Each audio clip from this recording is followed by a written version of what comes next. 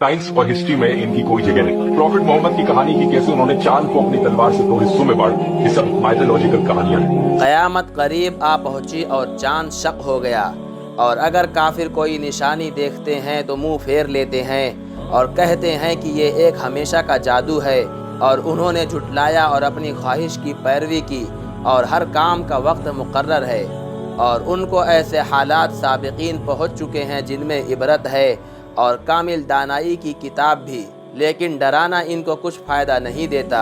तो तुम भी इनकी कुछ परवाह न करो। जिस दिन बुलाने वाला इनको एक नाखुश चीज़ की तरफ बुलाएगा तो आंखें नीचे किए हुए कब्रों से निकल पड़ेंगे, गोया बिखरी हुई टिड्डियाँ उस बुलाने वाले की तरफ दौड़ते जाते होंगे।